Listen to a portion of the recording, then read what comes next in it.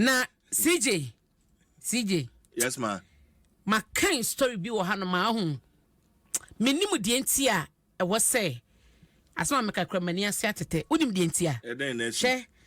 Ahinkan princess afia ahinkan ya. John Alista ekunu no. O say ne report. Omukọ papa ya mu no hwe de ekunu na ba. Ye kire se ni ti onya head injury. Emoja sanyu gu ni mu ena ase na yase CJ nipa kwada ketua sie tumi adi obi bone se yakum na ye be ka che ye Ghana han mo se ye yi death penalty afi hod mo enti se nipa no enyo na abodo na wagi ne nkwa afi nsam enti emfa ne konkoto afi ase na woni di na CJ ye tuoma yi mu o en ye nya parliament apase sam mre we ya e ba ba ye dwuma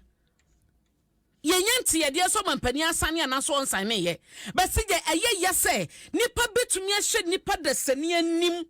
enya boa watiefo ade anopai enya boa na wokum no nya kokọ enya nantwie nya ponte nipa dasani a wona ne tie o ye o madama wonim so wo ba wabusua wo kunu wodi ni boni etisei etwe no kose garage kum no na wasan konya lawyer fa yesemra na human rights ni ade na yana ya so beti sansem we so wono na woku ahenkan no de ona ma ahenkan nkwade a otumi kunu ma ne yie si ye nipa di boni o abra nipa di boni na yana hia koma o ka se obedwene nsem bi ho a hia koma enra na me share one of these TV stations na me hwa na me hu se abayo yi abeda so na me hwa branti o hwehwe fem o hwere fi police pick up ni na me hwa branti ni din na so we eyo man bi so a enkano an se ho na ye de ahoma hye okon na ya twen ye ku so ye broadcasting live ya twen na o na o say we na motia na human right hwe se de nipa ku nipa wo Ghana ha sei wa wo hwe Facebook no oba pa hinkan wonya no be kro no wada obi ba life na eno na family no eno abusuafo no na tse ombu afu se kwana bra agene say ya ade no nipa na boy no waje atum se ono no ye but more 22 years edie na woje ono da Facebook before semwe no wasan kwa wia bantama mama bia ne kwa ye adwuma hotel we wia no over 160,000 Ghana cedis edie na woje wo wia se akun obi di sie sei ye wia be ka cho se emra human rights emra nti no ye mfa ne nkotum abna Ghana no yenko ya na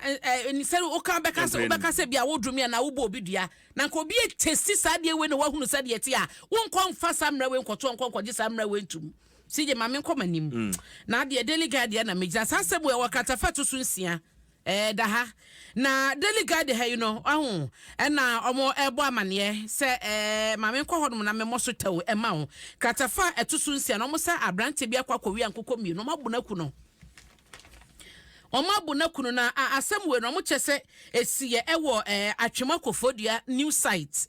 wo wi ankokɔ mienu efre no kwadwo tewia na nipa ekɔkɔkye no no womabro no akuno ntia no eda daily guide de fatu sunsia wosaka bekenkan bi aha ya so na ebo amane wowura ka honorable Carlos Ahenkra ono na yemra se bedwani o wotema west abaton pesua so wode atodwa ese party mpanyifo no enhwe se omo ebeto nsa afre owura Benada Dwobosi akochema wontumi na honorable Kennedy akompre kwa Japan ne ma ekoso no sensem ekokɔkɔkɔ a we tuma ne na we etuma ne no wɔkyɛ enya de beboa party ni nyina ye party mu nsɛm ene party mu amane na ɔmobɔ no saa no ti sɛ party ne betumi akɔ nanim a ɛwɔ so ɔmo kɔle mpanyifo mienu to order na ɔmo ne ɔmo kasa ɛno so ɛho asɛm ɛda ha sei pepepe ɛna kaya yefo ɛnura da wɔkrata di aba ɛso ɔmo hunu ɔmo a ɔmo so so ɔmo pan ɛgye 20 Ghana ɛde ɔmo ho hyɛ demonstration mu no ɛno so so ho asɛm ɛda ase na sigye nti we ni first time ebisi ana I mean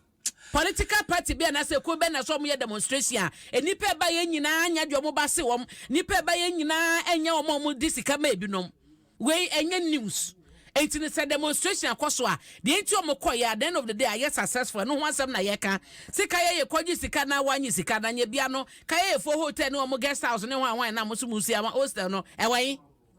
CJ ewan enti kan ye fo kwaye demonstration ni omuji 20 Ghana kodidi a boni nim ana boni wo bi na mpanifo mo ba hokra obi wo hono ma so ye constituency wen so okọ waji bibi waji kakra enti no ne kwakra ne sɛn me enra me information bebre obi wo hono ma o se ofika so na waba o ye constituency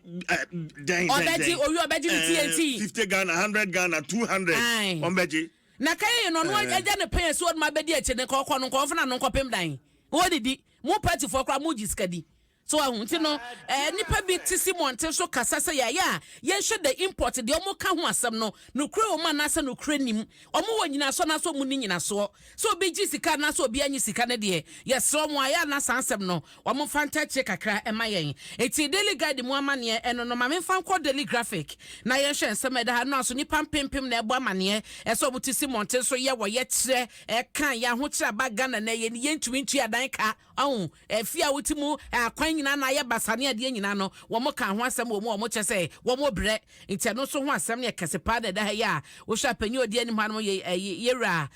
minority leader kesa to forcing doctor na ononyafo kwabna mita kando no so eka ne ho ha yewura Johnson Asiedu nketia e wo ha sei na empanyefo pi no a leading members of NDC in parliament no wo mo nyina so ka ho ha sei na wo hye katafa etoso dumiensa no a bo amane esese no wo say ye wo asoye aye wo maso de se private schools a wo Ghana ha no wo mo be ye registration no manya license de adijuma wo mo chese 2020 na August 2020 and asa actually ebeye adwuma o mama grace period bebre no a iti Dr. Hega Hilda Ampadu one na inspector general of schools what the tuja SA 50 January 2024 no wo mo be hyase de hyehyane mra no aye adwuma into your private school na won register ye any license a wo mo ebetu so sa o ma bomode ama grace period no asom eno so ho asam e wo ha na otehene osagefo amotio for penyi enso ne dai so akwakopie mu Worcester na okọ no Worcester Polytechnic Institute WPI na wonyom ekokase omo ekasa edefa ewiembo brene sakraye ene sede oba Ghana ha se ni Africa mpo a eba no carbon ya de yejeja gu wiemu anya dodo bi a yeye wo ha na so kese pa no yen na yenya eno no so aka ho asem ewo ho daily graphic abomu amane na me de finder ewie ama wo a enra omanfo nso mo ewa asama ne potem eti om hugu monten so ye wo ye kire akwan bone asama negu wo de yafa ho ne kwahwe ade so yo bi a wote asama akra wonim dada na de wo ye hoho na wo ntamfa ho ma yafa ho na kwahwe de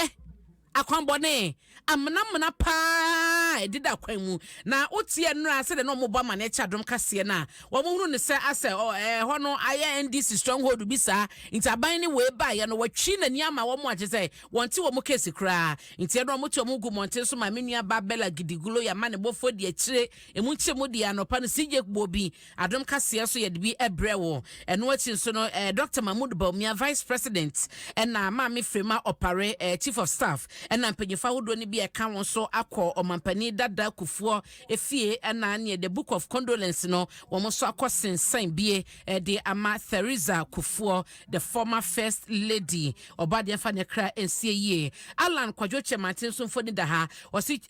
choose president a owo ni so de hunu na ne nyuma de na de ye nyina so no omafo wogidie ewo ni mo no a ene Alan na eda hai wasi we shall return eno eye organizers a enra wo mo eye sa okopa BOG demo no eno mo chese omu wieye na sigi edemo nkomo bebre no a edi ama o nti wesu na megina na anopa da obakrata emu amane e ba ye no medini nyina asi